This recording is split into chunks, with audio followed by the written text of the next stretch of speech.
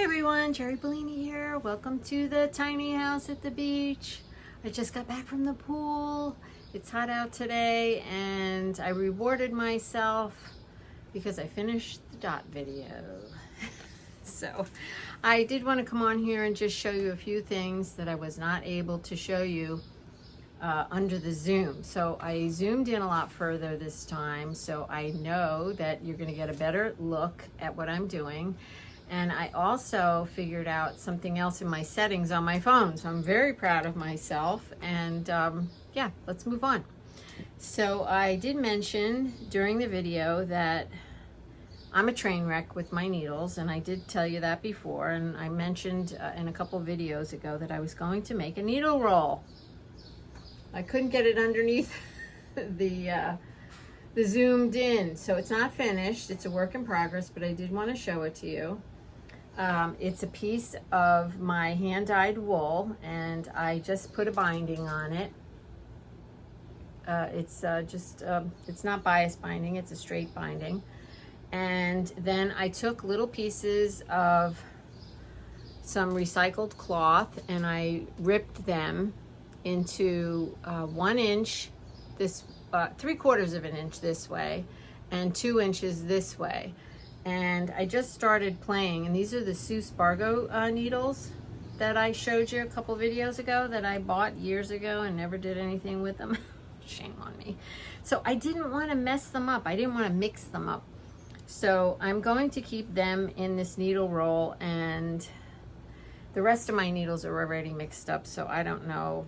I do have a spot here that I want to put my favorite stitching needles, like for my dots. So I have here Applique Dots. So I will put a few of them. And then you put your needles this way so that you can roll this up. So see how nice that is? I'll put a little ribbon around that and I'll keep it in my basket or whatever. I haven't decided yet.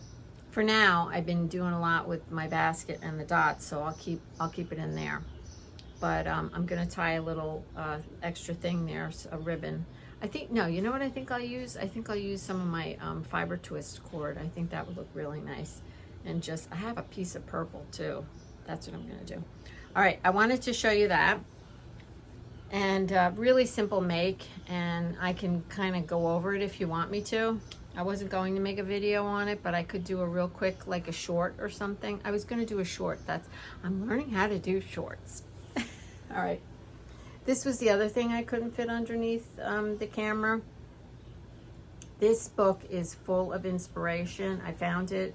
I have a really great library down here at the beach.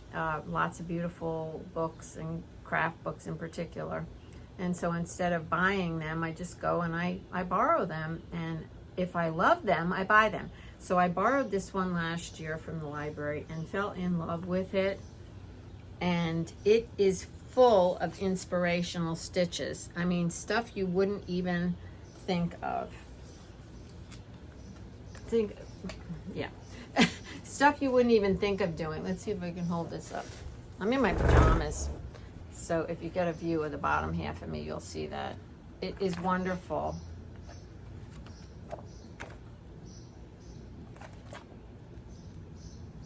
I don't know what you're seeing, so I'll look when I'm doing the editing. I'll put it in the description box below. But it's an amazing book for inspiration. And she wrote another book that I got. I haven't really looked at it yet. It has to do with dyeing and cloth, and I'll let you know what I think. Maybe I'll just do a little book review one of these days and pile up with a pile of my books that are my favorites. So I'm so happy. I'm so happy that you guys are so excited about this very beginner to advanced, portable, small, no pressure, easy dot project. I did present it to you in such a way that that's how I learned. And so take from that what you will and do your own thing. Just stitch. I did want to show you because I just, when I was up at the pool, I did some stitching. I have to tell you, you got, you know, you're telling me that I'm inspiring you. You guys are inspiring me. Like you cannot believe how much.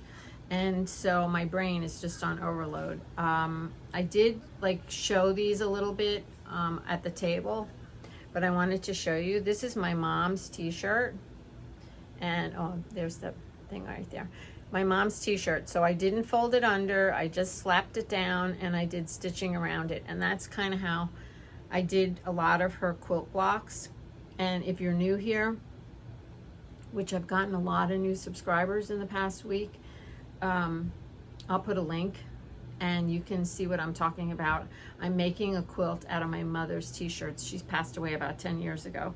And t-shirts are extremely hard to work with, right? Because it's just stretchy. But I have figured it out and they're amazing. And I'm not making like a regular, she didn't have like t-shirts that had graphics on them. She just had regular plain old, you know, stretchy cotton t-shirts. So go back and look at that video. I'm just in love with this. So I'm gonna make something small with this and I'm going to get it up on the wall as quick as I can or on the table or something. And I just love it. So I have a bunch of them in this box that I was working on up at the pool. And that's about it. If you guys have any questions, you know what I was thinking, because so many of you said you were gonna make it, let's use a hashtag. And I was thinking Jeri Bellini, so hashtag Jeri Bellini .a day. And then if you hashtag your work when you show it on Instagram or Facebook or whatever platform you're on, we can do searches and we can all see what we're doing, each other is doing. Now, I do have something else that I want to mention. Excuse me.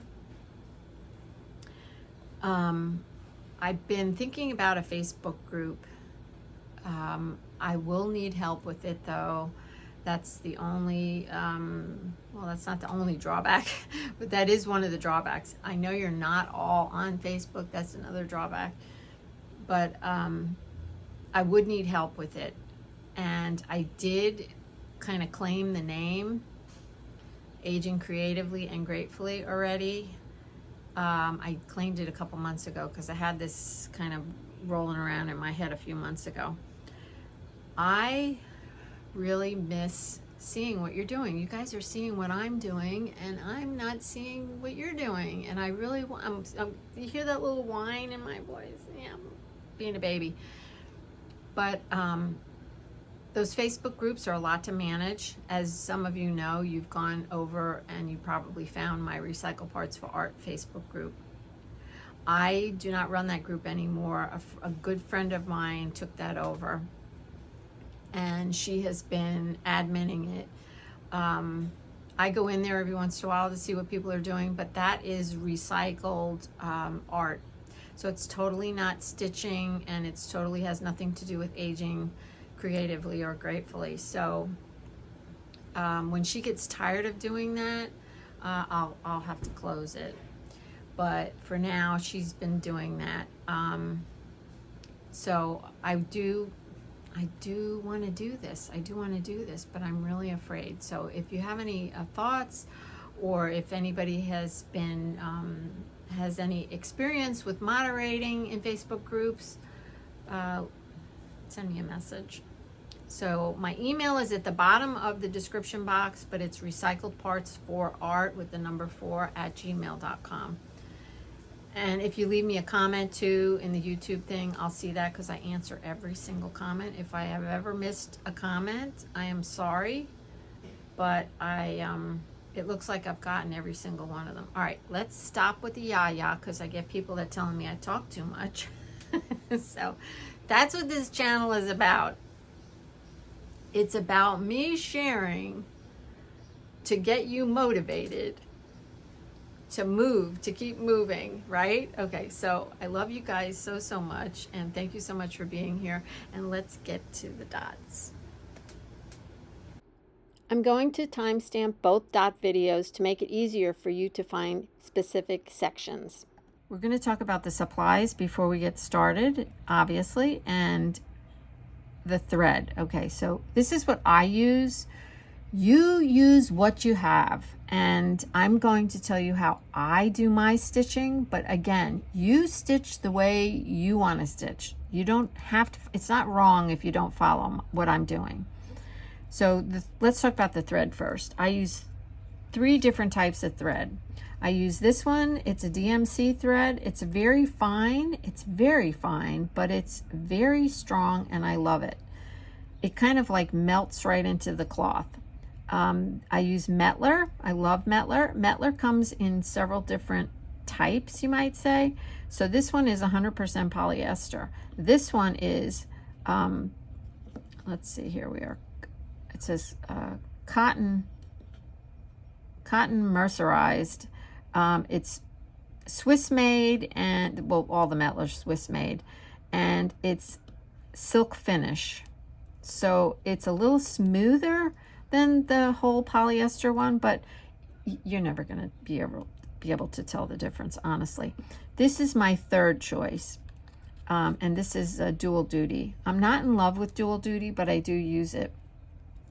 It just feels just a little thicker than these and doesn't melt into the cloth as well as these do. Does it matter in the grand scheme of things? No. So I would say if you have one of these 3 threads, go for it. I would not recommend that you use the no-name threads. They're fuzzy, they break easily, and they just, they don't sink into the cloth the way these do. I just don't care for them. If that's all you have though, then of course go ahead and use it. I'm going back to my quilting days. This is what I was brought up on, this thread, and this I have a lot of it, and this is what I use. So the second thing about the thread, I try to match my thread to my cloth, because then you're even more less likely to see your stitches. So if I have, if I only have dual duty and it matches, that's what I'm using.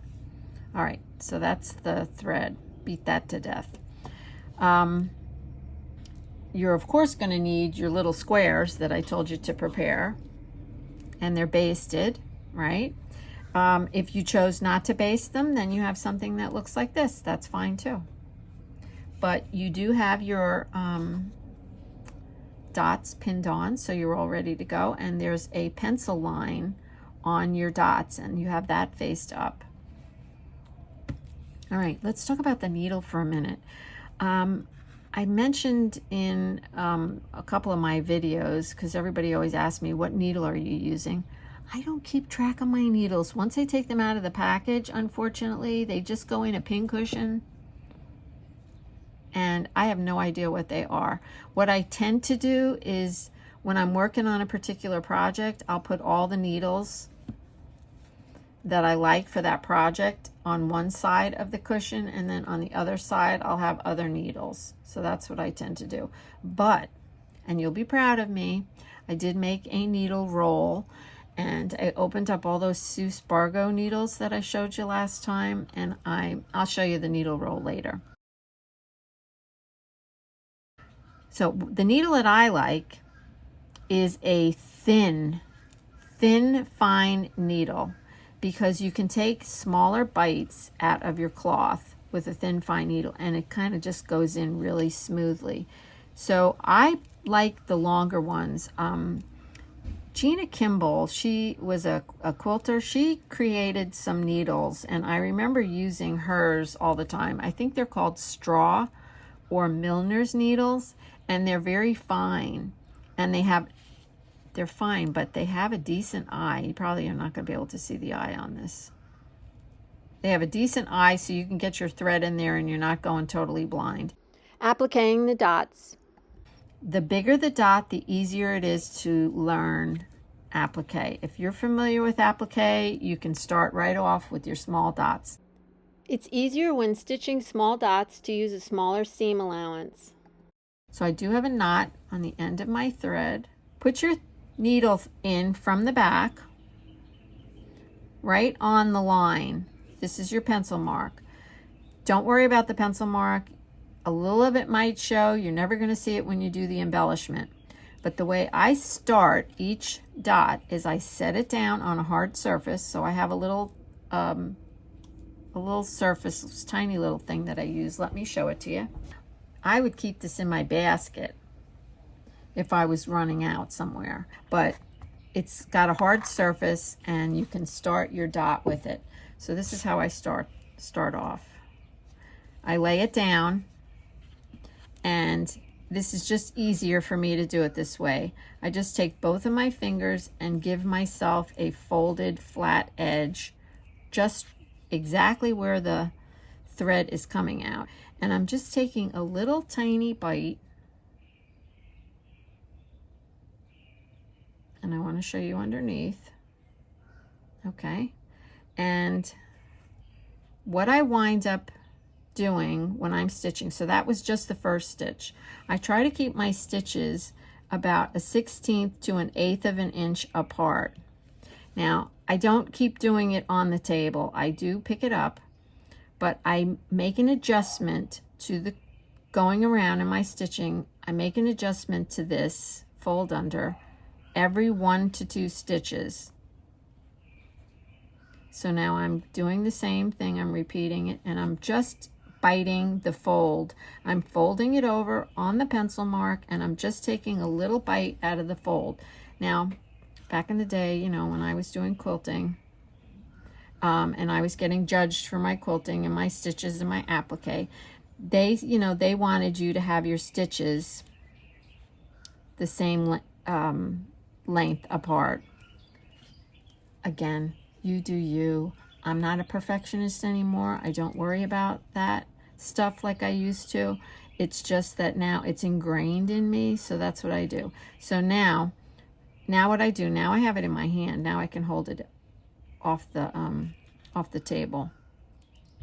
You use your needle, and this takes a little practice. You use your needle to push the cloth down. Just try to do a tiny bit at a time, because remember, you're just going to take one little stitch at a time, and then make an adjustment if you have to. So, and you can tell when you have to because of the pencil mark. So as soon as you see the pencil mark, you know it's time to make an adjustment. Just push that under, and pull your stitch. Again, I don't want you to think I'm a perfectionist, a crazy perfectionist, because I'm not. I'm just showing you how I learned, and then you take it from there. So just push it down a little bit. And if you can do that with your needle and glide it down, you can keep your curve nice and rounded. So I'm just going to go all the way around. Just do one little stitch and then adjust the cloth.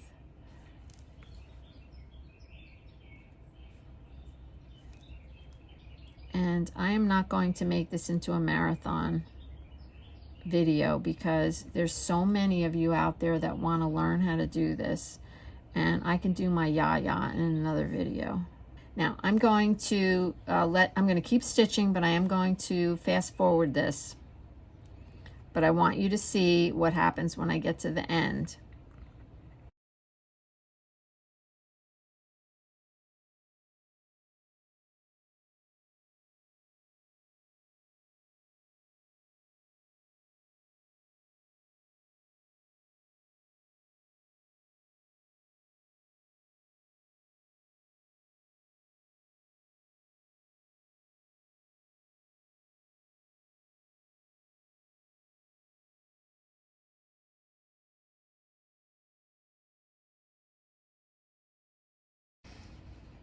Now, when I get to about this point and I just have this little piece left, I'll get maybe 1 or 2 stitches closer.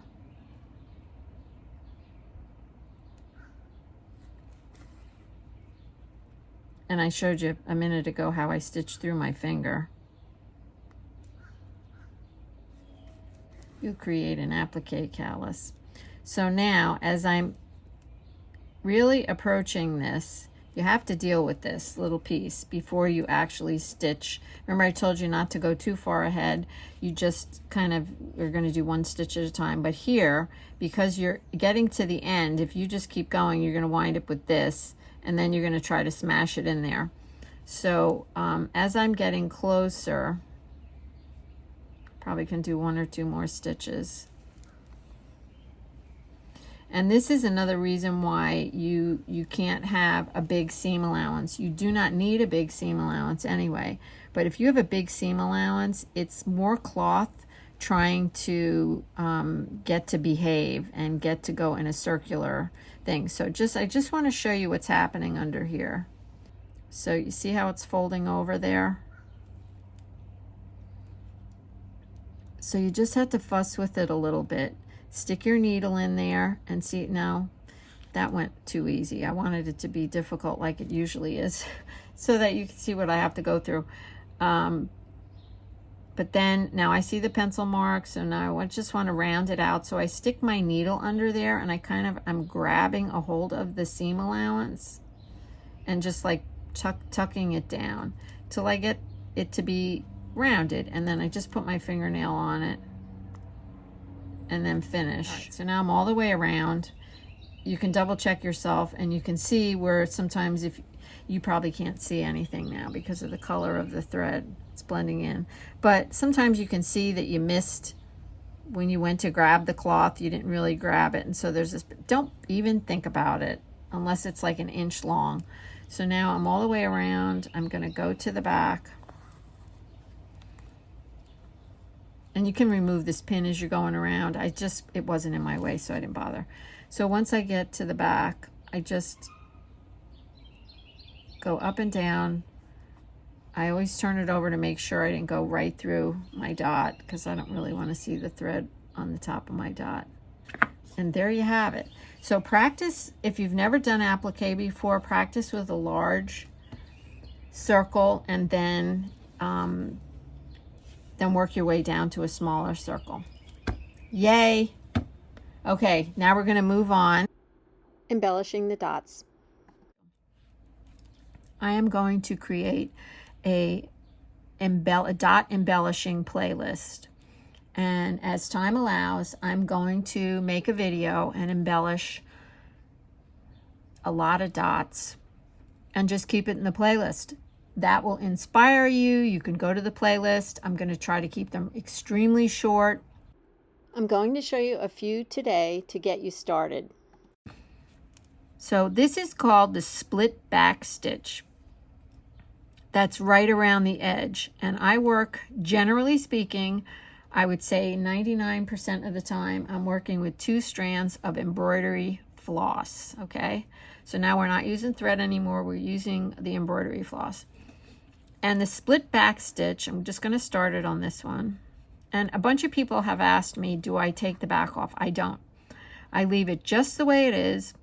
Now, if I was going to do a quilt and I was going to put batting in there between the layers, I might consider taking this off.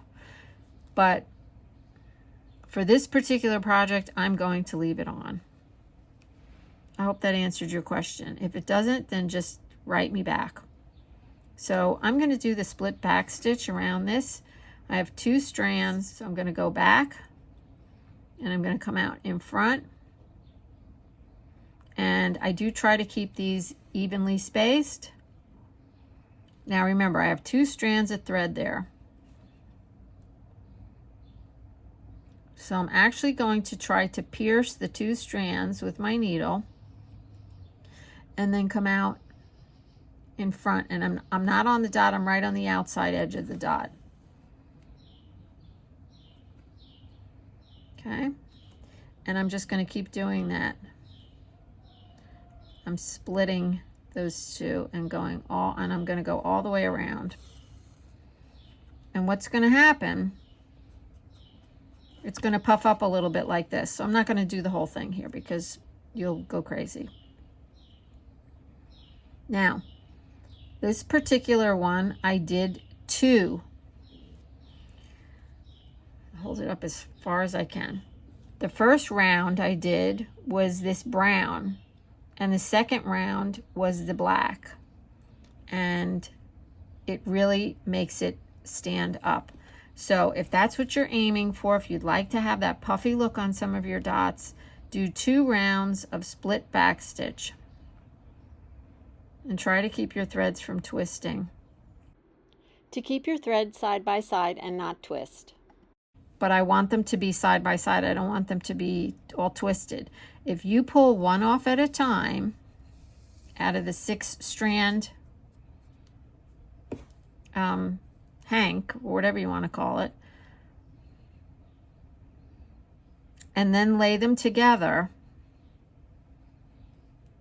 I learned this from watching other YouTubers because I always pulled them off together. Now you're going to take the 2 strands and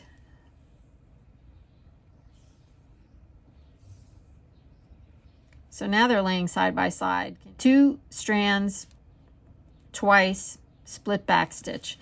And then I just did a little running stitch. So you want to call it slow stitch, you call it whatever you want. Little running stitch all the way around. And then same thing here. I just did little circles. Do I mark this?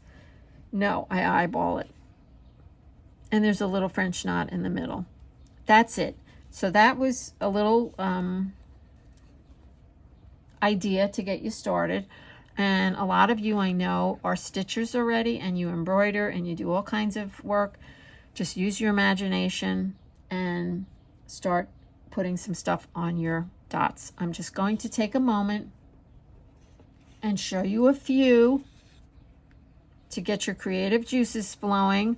This is just a simple, I'm just going to show you a few simple ones. I'm assuming you're a beginner. This is just a simple whip stitch. It's not the blanket stitch or anything. I just went around. And then this is the back stitch, but it's not the split back stitch. It's just a regular back stitch.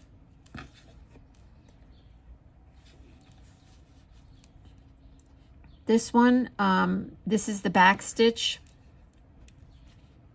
This brown is the back stitch, and then I just went over it and just did little railroads over it. No big deal. And this is the whip stitch that I just mentioned. And here is the back stitch. This is a really fun way to embellish your dot, is just start somewhere in the middle and just keep stitching around. I like the back stitch because it kind of looks connected. And you know, I'm just going to keep going with this. This one's not finished. Or you could stop right there. I don't know if you can see this one. It is seed stitch in here. And sometimes the prints make it a little difficult to do any embellishing on. I could have used a different color thread. And then this is just going up and down. And you can see it's wonky, who cares? This is a fun one, right? If you're getting bored, I always like to do something around the outside edge, whether it be right along the edge or right on this side. And then it's just whatever, and it's just kind of a little bit of this and a little bit of that, little X's, whatever. These are always fun when you make them look like flowers. Running stitch, and then this is the split back stitch. If you want to get it like a straight line that doesn't have any spaces. So just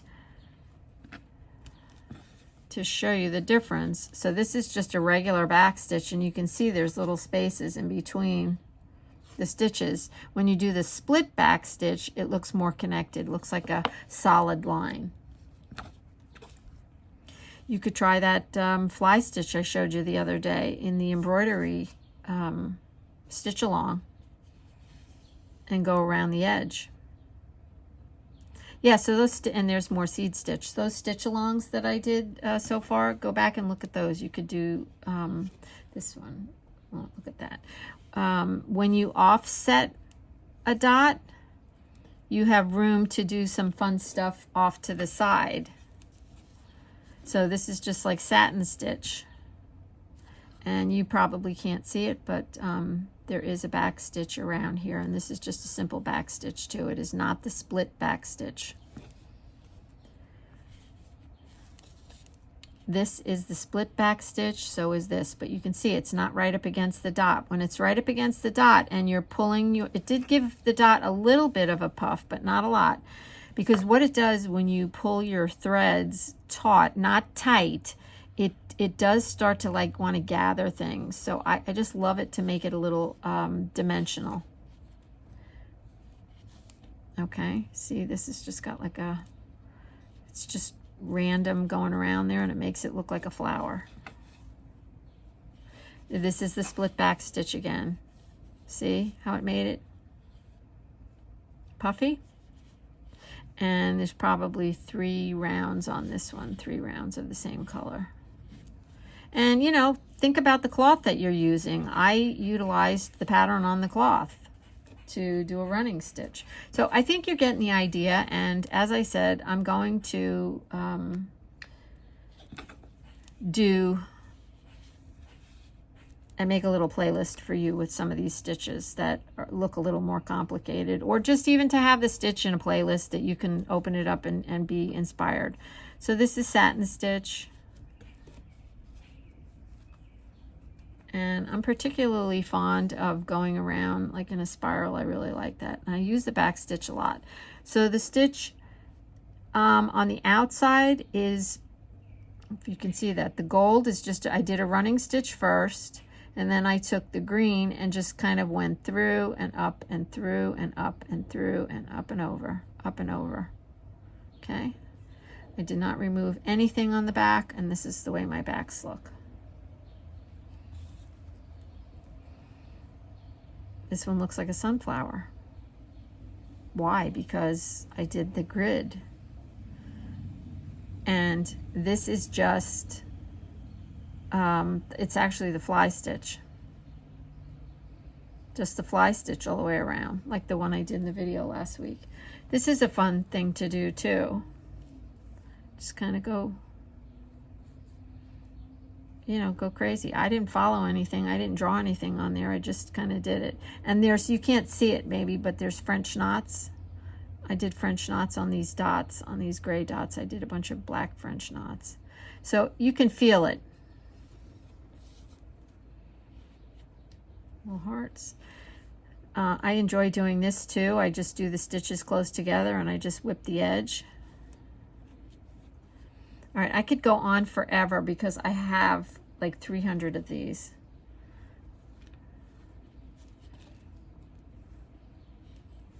All right, let me tell you about this one. So the green, if you can see the green there, I just did the running stitch with the green, and then I took the black and I just went in and out, in and out, in and out, and in and out again to make it on both sides. Getting ready to sew the squares together, but before we do, someone asked a question. Optional, invisible baste around the squares instead of regular basting.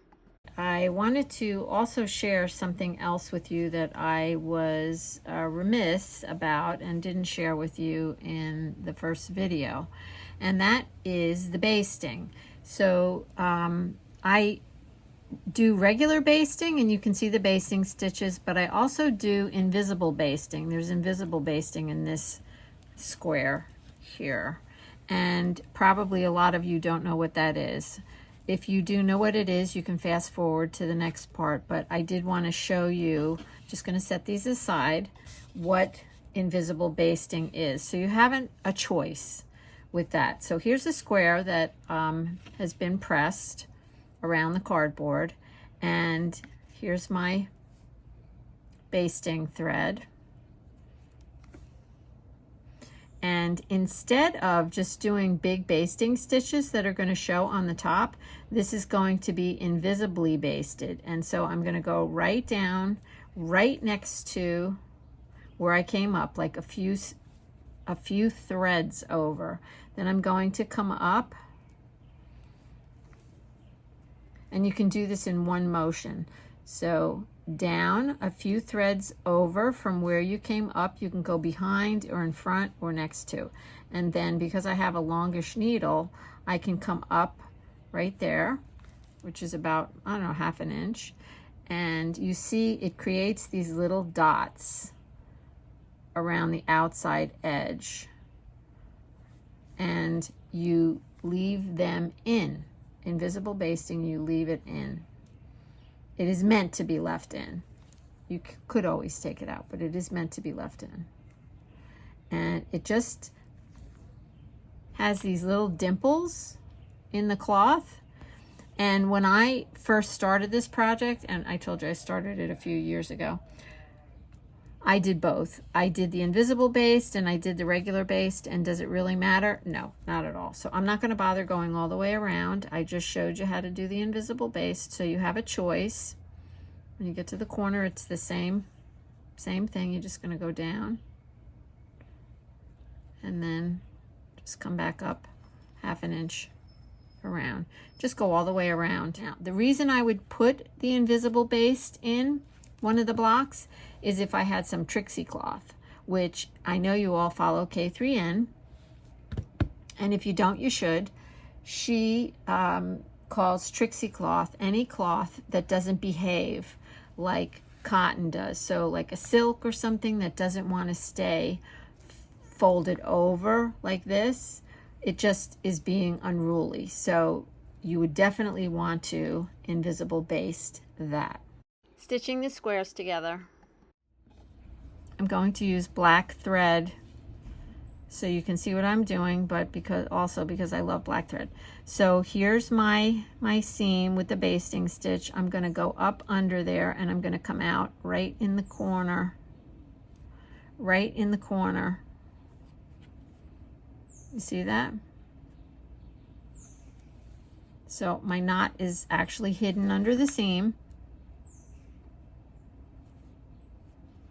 Now, if you were doing, for example, 8-inch squares, you know, you'd have a big thing, then you put a couple of pins in it, but my squares are tiny.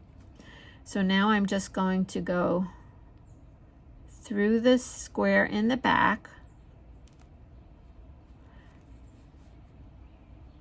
and I'm going to do a whip stitch, okay? So I'm coming out the second square in the back, and now I'm just gonna put another stitch in this corner to hold this corner together. Okay, just like that. See how it goes right straight over?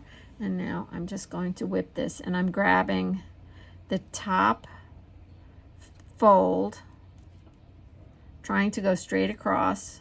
This needle's a little too thick. I just grabbed it. It was in my pincushion. And you know you're aiming to keep your stitches fairly even. And that's all you're going to do. You're going to go all the way across.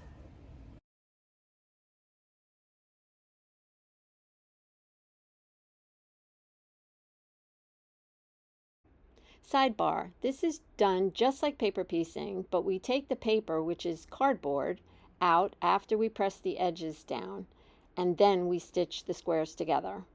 So you see at the end, I just go around and create that little knot, go like that. And then what I do like to do is I just like to go take my needle and go back